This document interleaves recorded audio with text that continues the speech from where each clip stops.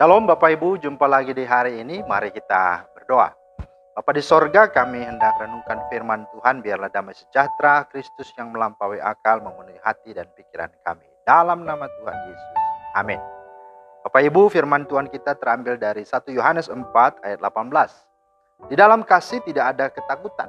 Kasih yang sempurna melenyapkan ketakutan. Sebab ketakutan mengandung hukuman. Dan barang siapa takut, ia tidak sempurna di dalam kasih.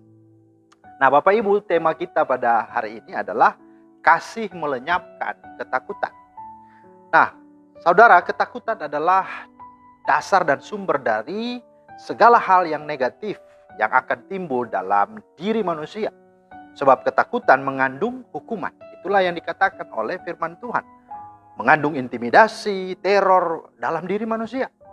Daripadanya akan muncul sifat dan karakter bahkan mental yang buruk.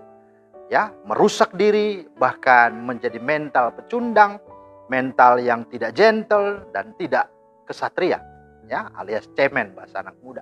Nah, contoh, ya, banyak orang karena takut dipermalukan, direndahkan, ya, dan tidak ya menerima itu semua, akhirnya apa? Dia menutup diri. Ya, dia minder. Dan dia menjauhkan dari banyak orang. Itulah wanita Samaria, kan? Ya, memang karena dia sudah punya banyak suami gitu ya. Kemudian ada juga ada ikut-ikutan arus. Dia hidup dalam kompromi dosa karena mungkin ditolak oleh keluarga sehingga dia juga bisa berbuat jahat. Itulah Yefta. Dia menjadi pemimpin, preman, penjahat, perampok gitu ya. Kemudian siapa lagi? Ya, bahwa dengan orang takut akan nama baiknya buruk, nama baiknya rusak dan jatuh, maka dia berbuat dan berlaku jahat, bahkan sampai kepada pembunuhan. Coba siapa contohnya? Itulah Daud. Ketika dia tahu Batseba hamil atas perbuatan dia, maka dia punya rencana yang jahat untuk membunuh suaminya Batseba pada waktu itu. Itulah Uria. Dan untuk menjaga nama baiknya maka dia harus melakukan itu. Itulah orang dalam ketakutan berbuat sesuatu yang sungguh-sungguh jahat. Kemudian karena takut miskin, maka juga dia menghalalkan segala cara, ya, walau harus dengan cara merugikan dan merampas hak banyak orang. Itulah Sakeus, pemungut cukai. Dia merampas dengan cara dia menambahkan pajak, pungutan yang lebih dari sewajarnya. Kemudian siapa lagi? Ya, banyak orang juga karena takut mati, ya, akhirnya apa? Ya, Tuhan pun dia persalahkan, Tuhan pun dia marahi. Ya, seperti Adam, ya. Dikatakan perempuan yang kau tempatkan di sisiku inilah yang memberi aku makan. Karena apa?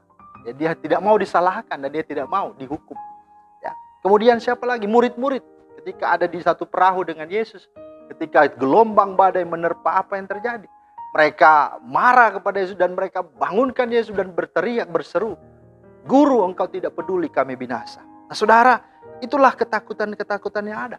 Bahkan karena takut jabatan dan kedudukan diambil orang lain, maka banyak juga orang yang akhirnya bisa mengkambing hitamkan dan mencari-cari kesalahan apapun. Ya, itulah yang dialami oleh Yesus terhadap semua perbuatan daripada baik itu ahli Taurat, baik itu para imam, baik orang-orang Farisi, orang-orang Saduki, Herodian.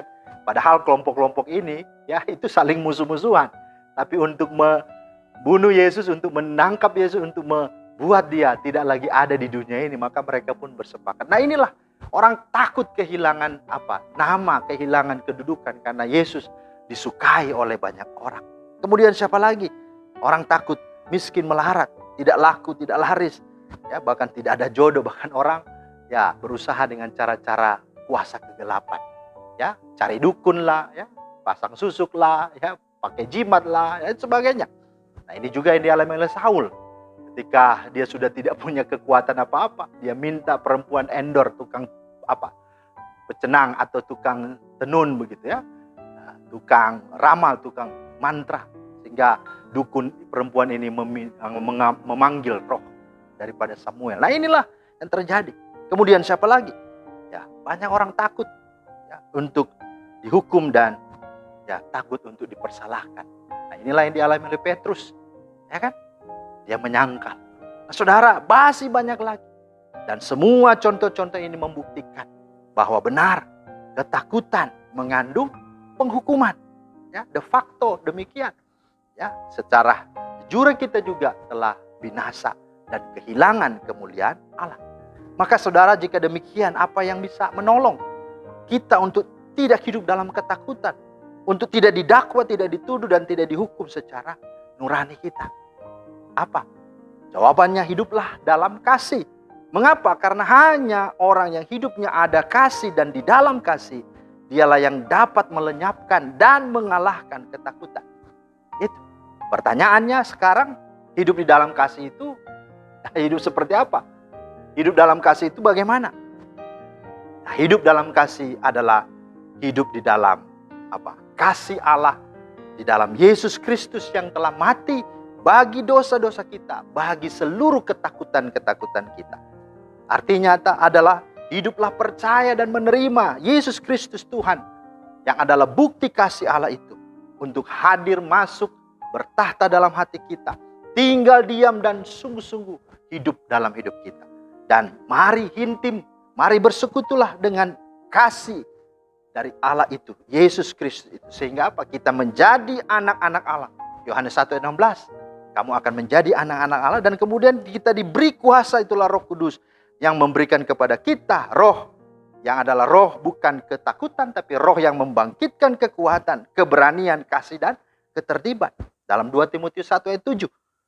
Yang dengan kasihnya itu kita dapat melakukan semuanya di atas dasar kasih dan bukan pamrih. Ya, dengan demikian tidak ada lagi yang akan menghukum kita, tidak ada lagi yang akan menuduh, mendakwa ke hati kita. Karena Roma 8:31-39 berkata, jika Allah di pihak kita, siapakah yang akan melawan kita? Ia yang tidak menyayangkan anaknya sendiri, tetapi yang menyerahkannya bagi kita semua.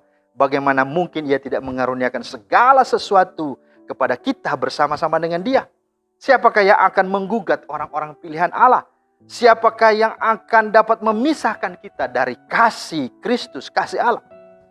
Segala kuasa apapun, baik di dunia ini maupun kuasa di mana saja yang tak kelihatan, bahkan maut pun tidak akan dapat memisahkan dan tidak akan dapat merampas, merebut kita dari kasih Allah yang ada dalam Kristus Yesus Tuhan kita.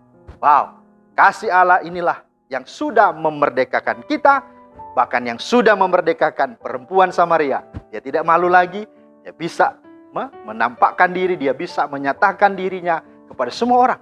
Dia tidak menjadi wanita yang menutup diri dan malu minder, tapi dia bisa berbagi hidupnya kepada orang. Siapa lagi? Yefta, yang tadinya kepala preman, kepala penjahat, sekarang menjadi pahlawan tentara Allah yang memimpin pasukan untuk kebenaran.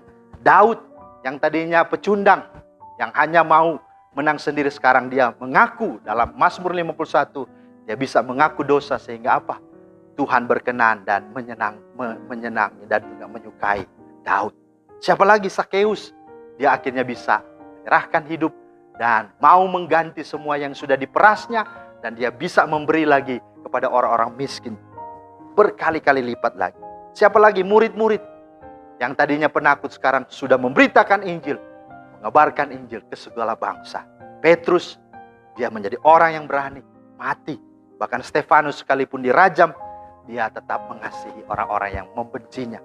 Nah saudara, inilah bentuk konkret kasih. Kasih melenyapkan ketakutan. Maka jika engkau mau terlepas dari ketakutan, hiduplah dalam kasih Allah, yaitu dalam Yesus Kristus.